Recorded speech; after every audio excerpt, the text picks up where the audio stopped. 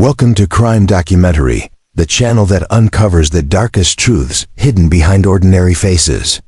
Tonight we dive into a chilling case that shocked America and left the world questioning how far betrayal can go when hidden behind a perfect smile.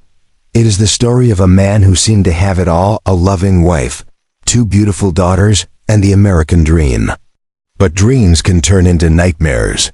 And what unfolded in Colorado in 2018 revealed a truth more horrifying than fiction. This is American Nightmare, the Chris Watts family murders, a tale of deception, greed, and cold-blooded evil.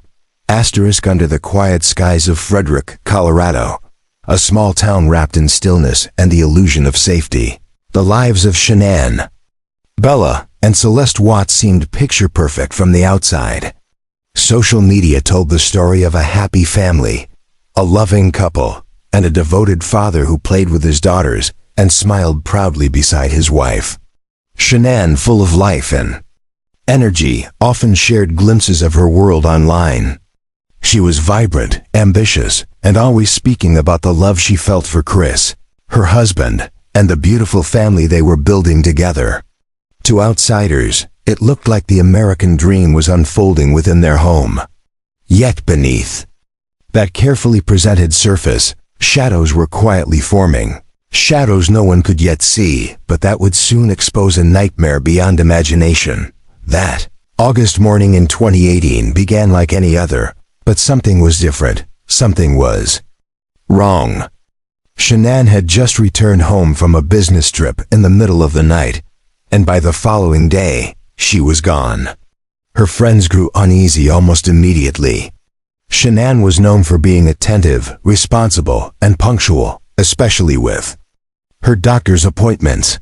She was pregnant with her 3rd child, a baby boy they planned to name Nico, and there was no way she would simply vanish without a word. When her best friend, Nicole Atkinson, couldn't reach her after multiple calls and messages, worry turned into panic. Nicole knew Shanann's habits too well.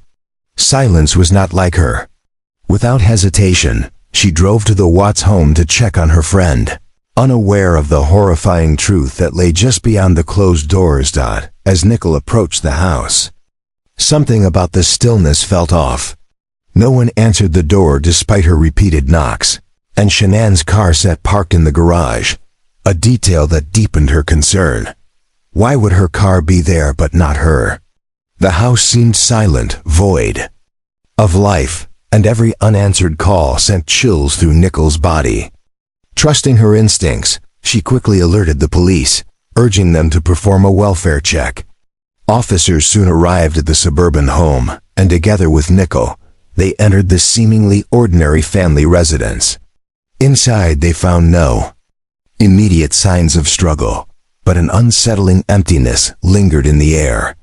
Shanann's belongings, including her purse, phone, and medications, were still there, untouched. To the officers, it was a red flag. People don't just vanish without their essentials, especially not a mother expecting a child. The news quickly spread across the neighborhood.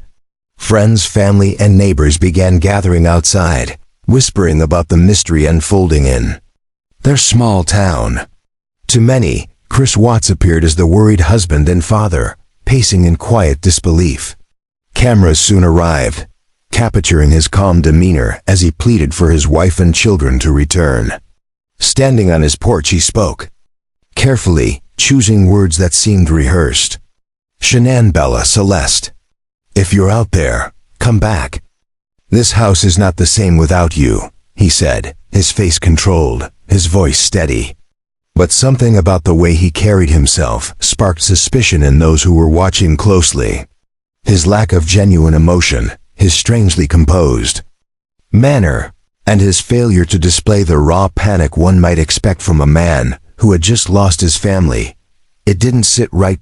To the outside world, he was a husband begging for answers, but to investigators, he was a man who seemed far too calm for the chaos unfolding around him. Neighbors whispered about how unusual his demeanor was. One even remarked that Chris seemed more relaxed than distressed, and that his body language didn't match his words.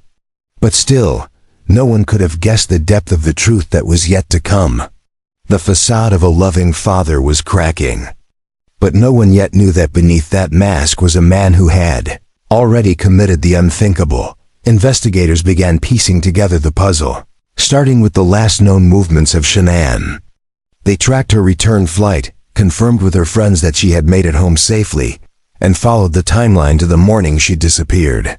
Chris had claimed that they had an emotional conversation that morning before he left for work. According to him, Shanann had simply vanished after that. But as detectives looked deeper, the inconsistencies started to emerge. For one, Shanann's phone being left behind contradicted the idea that she had gone anywhere willingly. Her purse, her keys, everything she needed still in the house. It didn't add up, and suspicions turned toward Chris himself, the first. Real crack in Chris's story appeared through a neighbor's security camera footage. When police visited the neighbor's house to review surveillance, they spotted Chris backing his truck into the driveway early that morning, loading it with something. The footage showed his unusual movements, and even more telling was the neighbor's observation. The neighbor mentioned that Chris never parked his truck like that before. His nervousness during that moment was evident, his body language stiff and defensive, raising more questions than answers. Still, Chris maintained his story, continuing to present himself as the worried husband in public, while cracks widened beneath the surface. Behind the scenes, detectives began scrutinizing Chris's life more closely. They questioned friends, co-workers, and anyone who might provide insight into the Watts family dynamics. Slowly, another layer of the story began to surface: a strained marriage, financial troubles, and a man who seemed distant from his wife. Chris's life was not the picture-perfect image Shanann had shared online. The charming father seen in family photos was beginning to look less like a grieving husband and more like a man hiding secrets. The world, however, was still caught up in the mystery. News outlets across the country reported on the disappearance, showing Chris's interviews and Shanann's smiling photos alongside her two daughters. People shared prayers online, hoping the family would be found safe, not knowing that the tragedy had already been sealed long before the cameras arrived. Friends described Shanann as a fighter, a woman who always put her children first, and someone who deserved answers. They couldn't imagine her walking away from her daughters, not when she had dedicated her life to them. The idea of her leaving willingly was impossible, and the more people thought about it, the more their suspicions quietly turned toward Chris, the one person who seemed oddly untouched by grief. Every passing hour without Shanann and the girls intensified the tension. Police began searching nearby fields, rivers, and construction sites, while dogs combed through the area around the Watts home. Still, there was no sign of them. The small Colorado town was gripped by fear, and whispers of what might have happened grew darker with each day. Chris, meanwhile, continued his act, speaking to the media and insisting he had no idea where his family had gone. But his eyes betrayed him, his voice too steady, his demeanor too controlled. To seasoned investigators, it looked less like grief, and more like performance, a performance that was bound to unravel soon. As the hours turned into days, investigators intensified their focus on Chris Watts, the man who appeared on television begging for his family's return, but whose actions behind closed doors told a much different story. Detectives had been trained to recognize inconsistencies, to catch the subtle shifts in tone, and to watch for cracks in the emotional facade people wear. Chris had slipped into the role of a grieving husband with unnerving precision, but the way he carried himself, the detached calm, the strange emptiness in his eyes, all gave investigators a reason to keep digging. What they found would shatter the illusion of innocence he tried so desperately to maintain. First major clue came from the simple act of reviewing the neighbor's security footage. Chris was caught on camera backing his work truck into the Coquette driveway early in the morning, something he had never done before according to the neighbor. The video showed him making multiple trips, moving in and out of the garage with unusual urgency. To most people, it would have looked like routine activity, but to detectives, it was a critical piece of evidence that his story wasn't lining up. When the neighbor, visibly uncomfortable, told officers that Chris never behaved that way, Chris's reaction was even more telling. He became defensive, nervous, and started rambling explanations that seemed unnecessary. For investigators, it was a red flag waving right in front of them. As detectives began interviewing friends and co-workers, a darker truth started to emerge. Shanann had confided in close friends that her marriage was not as perfect as it appeared. On social media, she had noticed Chris becoming distant, cold, and uncommunicative in recent months. There was a growing sense of unease in her heart, the kind of intuition a wife feels when something is wrong. She had written emotional messages, questioning whether her husband still loved her and whether he wanted the family they had built together. These personal struggles painted a different picture than the smiling photographs shared online, and they gave detectives more reason to doubt Chris's story. Then came the bombshell discovery. Chris was having an affair with a co-worker named Nicole Kessinger. Investigators learned that Chris had been involved with her for some time, and he had portrayed himself to her as a man trapped in a failing marriage, a man preparing to start fresh. Nicole herself became a key figure in the case. She later revealed to investigators that Chris had talked about building a new future together, one without his family. He had told her he was in the process of separating from Shanann, creating an alternate reality to maintain her interest. Nicole had no idea about the horrific lengths Chris was willing to go to erase his current life and step into the new one he was so desperate to build. This revelation shifted the investigation sharply, placing Chris directly at the center of suspicion. The affair gave motive, but it wasn't just desire that drove Chris. As investigators dug deeper, they uncovered financial stress, mounting debts, and a family stretched thin by obligations.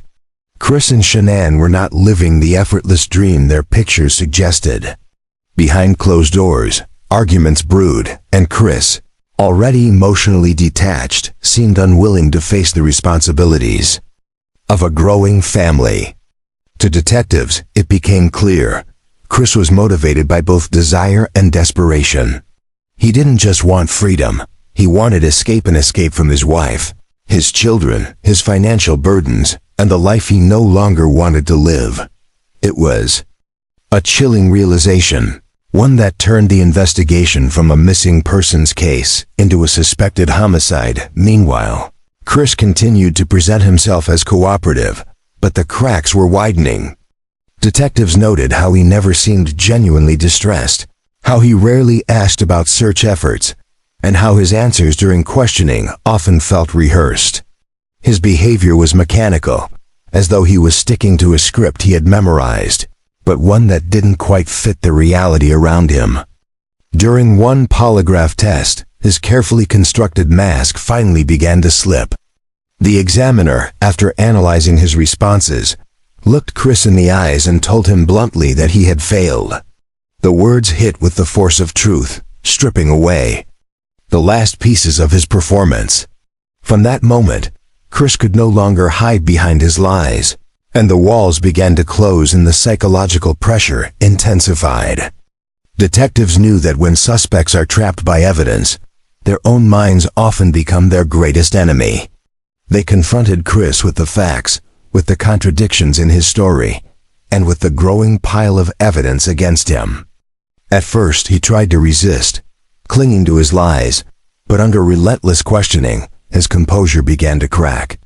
When his father entered the room during one interrogation, Chris attempted to shift blame, claiming Shanann had harmed their daughters, and that he had reacted in anger. It was a desperate, implausible story, one that detectives saw through immediately. It wasn't just weak, it was cruel, dragging Shanann's name into the dirt in an attempt to shield himself from the truth. But even that false confession was progress for investigators. It meant Chris was starting to confess pieces of the nightmare he had been hiding, parallel to the interrogation. Investigators retraced Chris's movements the morning of Shanann's disappearance. They discovered he had gone to a remote oil site, one of the locations tied to his job. Suspicion grew that he had used that site not for work, but for something far darker. Search teams were dispatched, and what they found would confirm their worst fears. At the oil site, investigators discovered disturbing evidence, the first indications of what Chris had done with the bodies of his family. The site was remote, isolated, and the perfect place for someone trying to erase a crime. But Chris had underestimated the persistence of investigators, and step by step, his world was collapsing as news of the affair broke. Public opinion began to shift sharply. The image of Chris as a grieving father dissolved, replaced by anger, disgust, and betrayal. People across the country followed the case with horrified fascination, watching as a man once seen as an ordinary family man was exposed as a cold manipulator.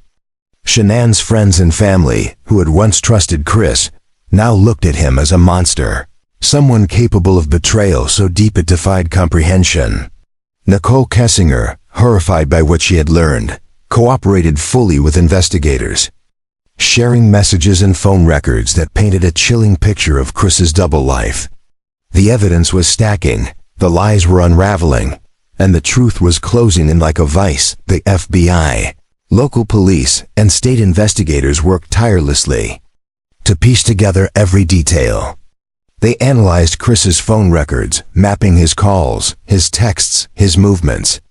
They examined Shanann's final messages, capturing her growing fear and confusion about her husband's behavior. Each detail added another layer to the truth, another piece of the puzzle that revealed the darkness beneath Chris's calm exterior. The narrative was no longer of a missing family, but of a man systematically erasing his life, replacing love with cruelty and innocence with silence. And yet, even as the evidence mounted, Chris tried to hold on to his lies. He gave interviews, repeated his pleas for his family's safe return, and attempted to maintain his image for the cameras. But every time he spoke, the emptiness in his words grew louder. Detectives, psychologists, and even casual viewers saw it. There was no genuine grief in his face, no raw emotion in his voice. What was left was a hollow shell of a man, desperately clinging to a story that was crumbling in his own hands. And, with every day that passed, the weight of his deceit pressed heavier, pushing him closer to the moment when the truth could no longer be denied. The air inside the interrogation room grew heavier as detectives leaned closer to Chris Watts, their voices firm but calm, their words cutting through the lies he had repeated for days. He had failed the polygraph, his stories were riddled with contradictions, and the evidence against him was tightening like a noose. He sat slouched in the chair, his hands fidgeting, his eyes darting between the floor and the detective's stares.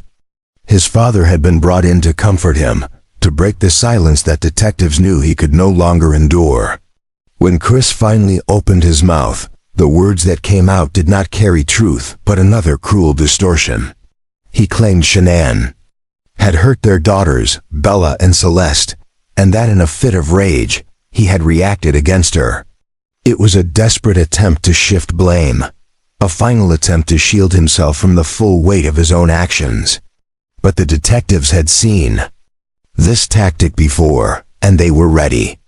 They listened, nodding, letting him talk, knowing that his cracks were widening, and that soon the real story would spill out as investigators dug deeper into Chris's confession. They began reconstructing the events of that morning, unraveling the lies one by one. The truth, once hidden behind his calm facade, was a nightmare too monstrous to imagine. Chris had not walked into his home that morning as a loving husband and father. He had walked in as a man who had already decided to destroy everything. In the early hours of August 13, 2018, as Shanann returned home from her business trip, exhausted but hopeful to mend the growing distance in their marriage, she had no idea that her own husband was plotting her death. The walls of their home, once filled with laughter and the voices of two little girls, became the silent witnesses to an act of unfathomable cruelty, according to Chris. After an argument that morning about the state of their marriage and his affair, he made the decision that would forever stain his name in history. As Shanann lay vulnerable in their bedroom, 4 months pregnant with their son Nico, he strangled her with his bare hands. She fought, struggling for her life, but the betrayal was too overwhelming, and Chris, with cold determination, silenced a woman who had once trusted him with everything. In those final moments, Shanann's love, her dreams, her plans for the future, all were crushed beneath the weight of his selfishness. The life of the unborn child she carried ended with her, never given a chance to see the world. But the horror did not stop there. The sounds in the house must have stirred the girls awake, because Bella and Celeste, innocent and confused, appeared in the midst of their father's crime. Chris later admitted that Bella's final words, spoken through fear and disbelief, were heartbreaking. She had asked him what was happening to her mother. In that moment, he faced the gaze of his daughter, who still trusted him, who still saw him as the protector he was supposed to be. But instead of stopping, instead of crumbling under the weight of what he had done, Chris chose to continue down a path that only a monster could walk. He loaded Shanann's lifeless body into his work truck while his daughters, still alive, still clinging to the man they believed would keep them safe, sat in the backseat beside the body of their mother. The drive to the oil site was long and quiet, filled with the haunting innocence of 2 little girls who had no idea they were being taken to their deaths. Investigators later pieced together the chilling details, how Chris drove in silence, his daughters whispering to each other, their small voices filling the air while their mother's body lay lifeless in the same vehicle. Bella, the older of the two, must have sensed something was wrong, but she was too young to comprehend the full horror. Celeste, only 3 years old, clung to the comfort of her father's presence, still believing in his love. Yet Chris's mind was no longer that of a father. It was the mind of a man determined to erase his family in order to chase a selfish fantasy of freedom and a new life with his mistress. When they reached the remote oil site, a place isolated and far removed from prying eyes, Chris carried out the final acts of his unimaginable betrayal. He buried Shanann in a shallow grave nearby, leaving her body in the cold earth, stripped of dignity, alone in a field she had never walked. Then he turned to his daughters. He took Celeste's small body first, smothering her with a blanket, while Bella, terrified and pleading, watched. Bella's cries echoed in his ears, her tiny voice begging her father not to hurt her, begging for mercy that never came. In those final moments, Bella fought back, biting her tongue as she struggled for breath, but her father's hands and his cruelty were stronger than her will to live.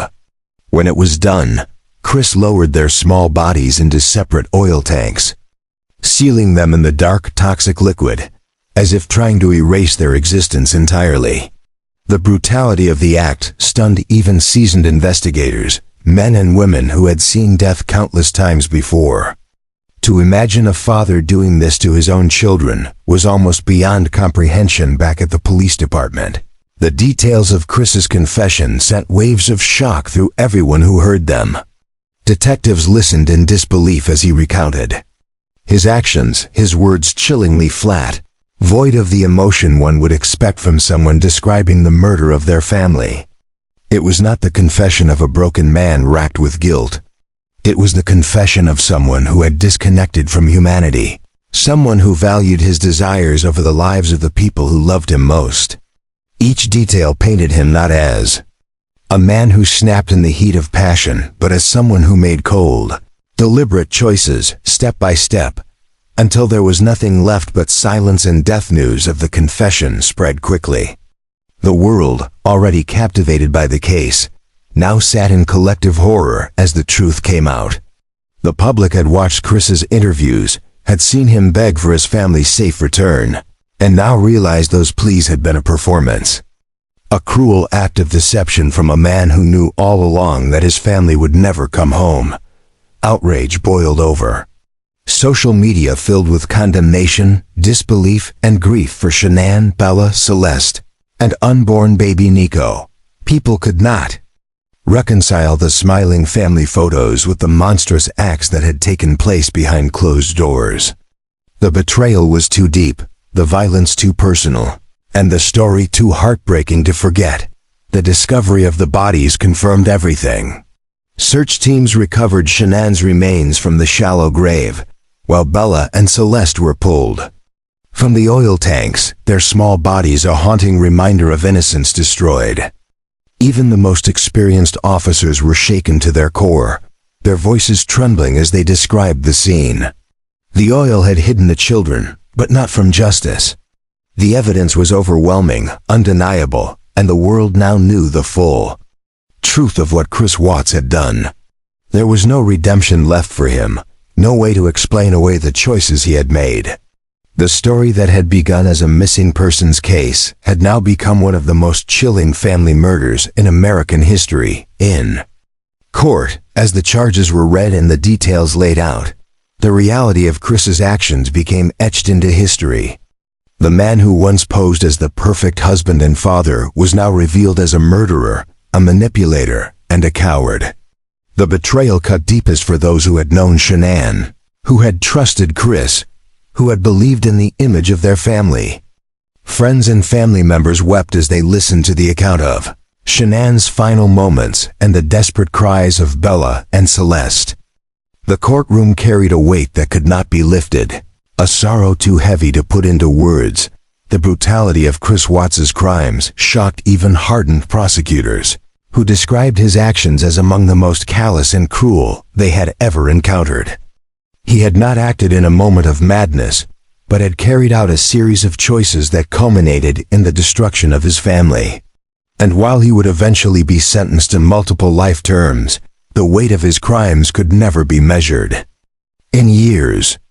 The loss of Shanann, Bella, Celeste, and baby Nico was a wound that would never heal, a nightmare that would forever haunt those who loved them. The courtroom was silent except for the sound of papers being shuffled and the steady voice of the judge reading out the charges. Chris Watts sat in his seat, his eyes lowered, his once carefully maintained mask now shattered beyond repair.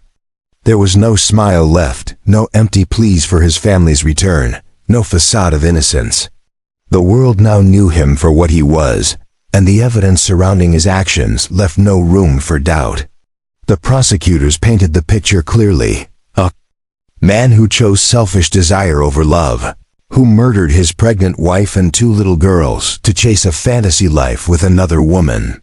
Each word spoken in that courtroom was like a knife to the hearts of Shanann's family, who sat only feet away from the man who had stolen everything from them. Their faces carried the weight of grief that could never be lifted, and their tears flowed freely as they listened to the details of the murders. One by one, the charges were read. First-degree murder of Shanann Watts, who was 4 months pregnant with baby Nico. First-degree murder of Bella, the little girl with the big brown eyes who loved singing and dancing. First-degree murder of Celeste, the 3-year-old nicknamed Cease, who had a boundless curiosity for life. And the unlawful termination of the pregnancy, baby Nico, whose life was taken before it could even begin. Each count reflected the depth of Chris's betrayal, the destruction of the very people who trusted him most. As the sentence was handed down, Chris was condemned to serve 5 life sentences without the possibility of parole, plus additional years for tampering with the bodies. The punishment ensured he would never walk free again. But for those who had lost Shanann and her children, no amount of prison time could ever balance the scales. The world watched in disbelief as Chris was led away, shackled and silent, his head bowed but his face unreadable. People across the nation, and indeed the globe, had followed the case closely from the very beginning, drawn in by the shocking contrast between the perfect family image and the monstrous truth behind it. Many had hoped for some sign of remorse, some human crack in Chris's cold exterior, but even as he accepted his sentence, his lack of visible emotion chilled those present. He offered no genuine apology, No heartfelt acknowledgement of what he had done, only the hollow absence of a man stripped of everything but his guilt. For Shanann's family, the sentencing was a moment of justice, but not closure. Closure was impossible, because closure implied healing, and healing could not come when the wounds ran this deep. The media coverage of the case was relentless. News outlets replayed clips of Chris's television appearances, showing him pleading for the safe return of his family just days after he had murdered them. Viewers across the country saw the stark contrast between his calm demeanor and the horrifying truth, and it sent shivers down their spines. Commentators described him as a master manipulator, someone who used charm and a false sense of normalcy to hide the darkness within. Psychologists and criminologists studied his case, dissecting his behavior, trying to understand how an ordinary man could commit such extraordinary evil. Some said he was driven by narcissism, others pointed to sociopathy, and still others believed his desire for control and a new life drove him to obliterate the one he had. Yet no explanation could ever fully capture the horror of what he had done. At the end of every theory, every analysis, the truth remained. Chris Watts had murdered his family by choice, not by accident, and no amount of speculation could erase that fact for Shanann's family. The aftermath was filled with unimaginable grief. Her parents, Frank and Sandy Ruchek, spoke through tears about their daughter's kindness, her devotion to her children, and the way she had always given her best to those around her. They described the unbearable pain of knowing that their grandchildren's laughter would never again fill their ears, that they would never see Bella grow into her smile or cease run into their arms. Every birthday, every holiday, every simple day carried with it a silence that could never be filled. They had lost not just their daughter and grandchildren, but the future that should have been. The empty chairs at family gatherings became symbols of absence, reminders of a love stolen too soon. Neighbors in Frederick, Colorado, also struggled to comprehend the tragedy that had unfolded in their quiet town. The Watts family had seemed so normal, so happy. Shanann often posted cheerful updates about her family on social media, showing Chris playing with the girls, smiling for photos, living what appeared to be a life of joy. But now, those images carried a chilling undertone. People scrolled through her posts with heavy hearts, realizing that behind the camera lens, a darker reality had been building. The house where they had lived became a place of dread, a physical reminder of betrayal and loss. For many, the Watts murders became a warning that evil can hide in plain sight, that sometimes the people who seem most ordinary are capable of the most unthinkable acts. The case also left lasting scars on Nicole Kessinger, the woman Chris had been having an affair with. She had believed his lies, had thought he was separating from his wife, and had been drawn into a fantasy of a new life together. But when the truth came out, her shock and horror were palpable.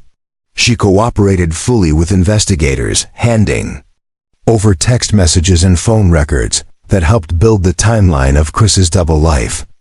Still, her name became tied to the tragedy, and she faced public scrutiny and judgment from those who saw her as a part of the chain of events that led to the murders.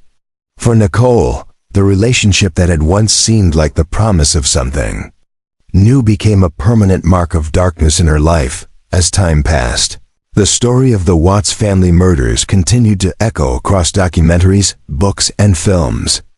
It was not just the brutality of the crime that kept people fascinated, but the unsettling idea that such horror had grown from the inside of a home that looked so normal. Chris Watts had been the smiling father at birthday parties, the man who played with his daughters in the yard, the husband who stood beside his wife in countless photographs. And yet, he had been capable of killing them all.